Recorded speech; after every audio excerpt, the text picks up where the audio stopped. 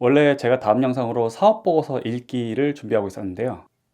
생각해보니까 사업보고서를 읽기 전에 읽어볼 만한 가치가 있는 기업을 한번 걸러내는 게 중요하더라고요. 사실 가리지 않고 다 읽어보면 좋긴 해요. 그런데 우리가 전부 다 읽어볼 만큼 성실하지도 않고 시간이 그렇게 많지도 않잖아요. 그래서 짧게 초보 입장에서 1차로 기업을 걸러내는 프로세스, 일단 이런 기업은 제끼고 보자, 그런 조건들을 생각해봤어요.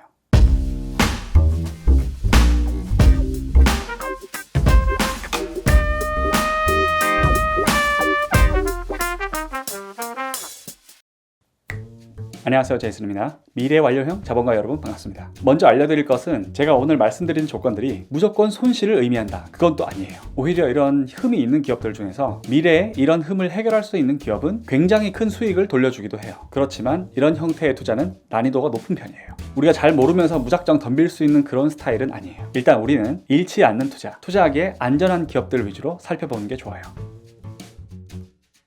우리 이쯤이면 적어도 네이버 증권은 본 적 있죠. 네이버 증권에서 특정 종목을 검색했을 때 처음에 딱 뭐가 나오나요? 1일 분단위 그래프 나오죠. 그런 거 제발 보지 마세요. 그거 투머치 인포메이션이에요. TMI. 저는 여태까지 분단위 그래프를 한 번도 본 적이 없어요. 그래도 지금껏 돈 벌어왔어요. 일단 차트는 잠깐 건너뛰고 스크롤을 한 2번 정도 내리면 나오는 기업 실적 분석이 있어요. 왼쪽에는 최근 연간 실적이 나오고 오른쪽에는 최근 분기 실적이 나와요. 일단 여기에 빨간색 숫자가 하나라도 있으면 무조건 건너뛰세요. 빨간색 숫자라고 하면 마이너스, 적자를 기록한다는 뜻이죠. 지금 돈 버는 능력이 흔들리고 있다는 뜻이에요. 이런 어려운 상황에서 턴어라운드를 포착하면 물론 큰 수익의 기회가 오겠지만 경험이 부족하면 섣불리 건드리지 않는 게 안전한 길이에요. 특히 표를 봤는데 완전 피바다다, 4분기 연속, 몇 년 연속으로 계속 적자를 내고 있다, 절대로 그런 종목에 돈 쓰지 마세요. 이건 마치 우리가 배우자를 고를 때랑 마찬가지예요. 엄청 이쁘고 잘생기고 그런데 맨날 신용카드 돌려막기 하고 저축은 한 번도 안 하고, 그런 사람이랑 결혼하고 싶으세요? 그런 사람이랑 결혼하고 싶으신 분은 행운을 빕니다. 그런데 행복은 장담하지 못해요.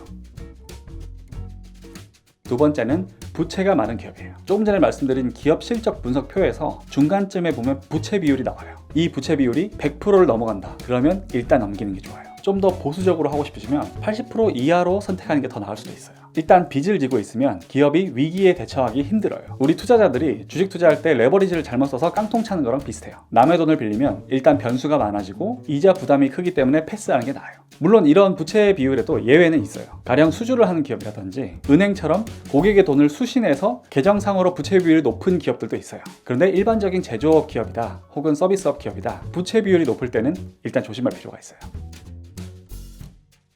자, PBR 밴드가 뭔지 모르시는 분 손 들어보세요. 네, 종인씨 미안해요. 제가 너무 앞서 나갔죠. 쉽게 설명해서 기업의 주가가 변화하면 순자산 대비 기업의 가격을 표시하는 PBR도 변하게 되어 있어요.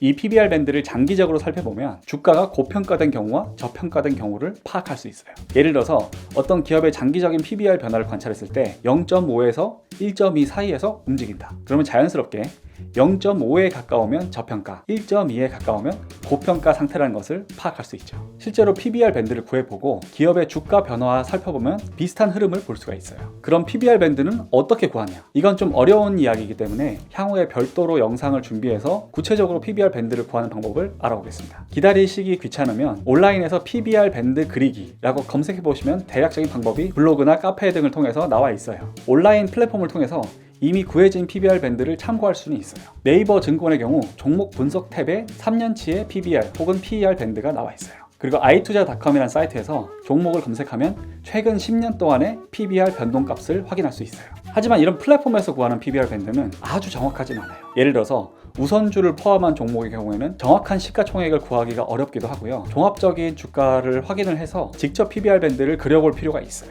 10년 정도의 PBR 밴드를 구했을 때 저점에 가까우면 대체로 하방이 막혀있는 경우가 많아요. 특히 이런 방법은 업력이 긴 대기업에서 잘 먹히는 편이에요. PER 밴드의 경우에는 상대적으로 이익 변동성이 크기 때문에 PBR만큼 활용하기가 쉽지는 않아요. 이익이 계속해서 성장하고 PER이 높게 평가받고 있는 고성장 기업에도 적합하지 않은 방법이에요. 그 외 일반적인 기업의 경우에 PBR 밴드를 10년 정도 그려봤을 때 밴드의 고점에 가까운 기업은 일단 걸러내시는 게 좋아요. 특히 우리나라에는 사이클 산업이 많아서 밴드 고점에서 주가가 형성되면 부진한 영역으로 돌아갈 가능성이 높아요. 상장한 지 몇 년 되지 않은 기업은 과거의 레코드를 확인하기가 쉽지가 않아요. 상장 이후에 자본 규모가 달라져서 이전의 실적과 다르게 흘러갈 가능성도 있고요. 보통 시장 참여자가 평가하는 적정 가격은 상장한 지 몇 년 정도는 지나야 자연스럽게 수렴할 수가 있어요. 이런 이유들 때문에 현재 가격이 고평가인지 저평가인지 그걸 직관적으로 구분하기가 쉽지가 않아요. 앞서 언급한 PBR 밴드의 경우에도 신규 상장 기업은 적용할 수가 없어요. 제일 중요한 건 신규 상장 기업의 경우에는 IPO를 통해서 자금을 유치할 때 최대한 많이 끌어들이기 위해서 상장 전에 재무제표를 잘 다듬어서 우량한 기업으로 보여주게끔 노력하는 경우가 많아요. 물론 모든 기업이 그런 건 아니지만 상장 직후에 몇 년 동안은 상장하기 이전에 비해서 실적이 시원찮아지는 경우도 있어요. 그 외에도 상장 전에 임직원들에게 스톡 옵션을 부여하는 경우가 있는데 1년 정도 보호 예수 기간을 거치고 나서 내부자들의 지분이 시장에 풀리는 경우가 있거든요. 그런 경우에는 수급적으로 주가에 안 좋게 작용할 수도 있어요. 이런 다양한 변수들이 있기 때문에 신규 상장 주식의 경우에는 최소한 2년에서 3년 정도는 섣불리 진입하는 것보다는 어느 정도 지켜볼 필요가 있어요. 자, 정리할게요. 적자가 지속된 기업, 부채가 많은 기업, PBR 밴드상 고점인 기업, 상장한 지 오래되지 않은 기업. 물론 앞으로 잘 될 수도 있어요. 그런데 초보 입장에서 투자하기에는 위험 요소가 많은 기업이에요. 2,000개가 넘는 기업 중에서 내가 손실을 낼 가능성이 높은 기업들을 걸러내기만 해도 경험이 많지 않은 투자자 입장에서는 훨씬 안전한 투자를 할 수 있어요. 적어도 재무제표가 피바다인 기업을 잘 알지도 못하고 산 다음에 상패당했다고 울고불고 이렇게는 하지 말자고요. 주식시장에서는 공격보다 뭐가 중요하다고 그랬죠? 혹시 이 외에도 초보 투자자들 입장에서 고려하면 좋은 요소들, 좀 피해야 되는 기업들에 대한 아이디어가 있으신 분들은 아래 댓글에다가 달아주시면 다른 분들이 보면서 또 도움을 얻을 수 있을 것 같아요. 제가 준비한 내용은 여기까지고요. 저는 다음 시간에 뵙겠습니다.